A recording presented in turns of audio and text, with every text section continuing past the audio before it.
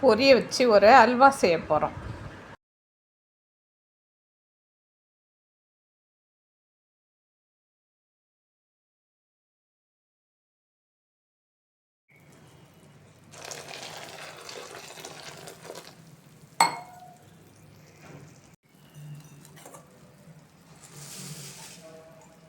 கப்பால் 3 கப்பு பொரிய தண்ணியில் போட்டு நல்லா ஒரு 10 நிமிஷம் ஊற வச்சு எடுத்துக்கலாம். ஊற வச்ச பொரியை ஒரு மிக்ஸி ஜாரில் சேர்த்து நைஸாக அரைச்சி எடுத்துக்கலாம். இதை நைஸாக அரைச்சி எடுத்துக்கலாம். இந்த அளவுக்கு நைஸாக அரைச்சி எடுத்துக்கலாம். ஸ்டவ்வில் ஒரு வானல் வச்சு கொஞ்சமாக நெய் சேர்த்துக்கலாம். முந்திரி பருப்பு வறுக்கிறதுக்கு நெய்யில் ஒரு 4-5 முந்திரி பருப்பு போட்டு நல்லா வறுத்து எடுத்துக்கலாம். முந்திரி பருப்பு வறுத்த அதே வானல்லே ஒரு 1/2 கப்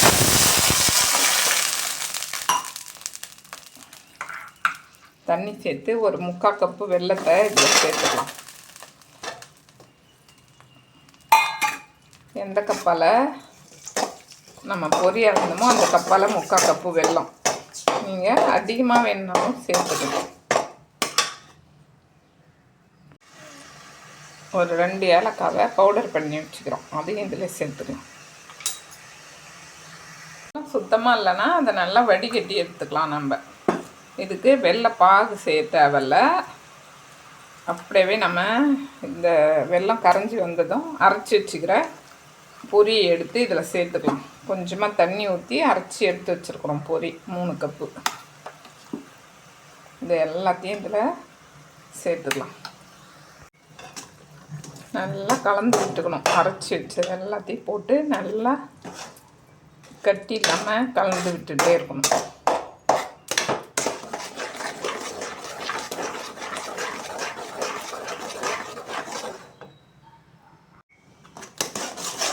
கலந்து விட்டுக்கிட்டே இருக்கணும்.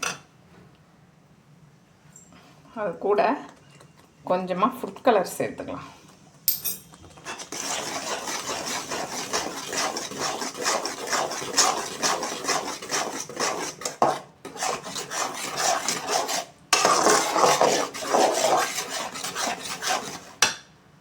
கட்டி தட்டாமல் கிண்டி விட்டுக்கிட்டே இருக்கணும். கொஞ்சம் நெய் சேர்த்துக்கலாம், 1 ஸ்பூன். தேவையான அளவு நெய் சேர்த்துக்கலாம். நெய் நிறைய வேணுன்றது நிறையவும் சேர்த்துக்கலாம்.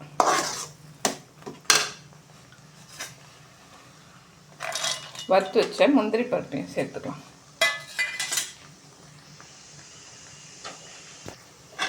சூப்பராக பொரி அல்வா ரெடி ஆகிடுது பாருங்கள்.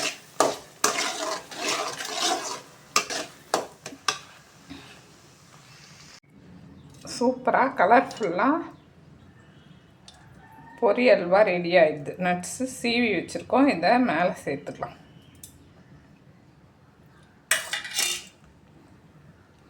கொஞ்சம் பாதாமும் இதில் வச்சுக்கலாம்.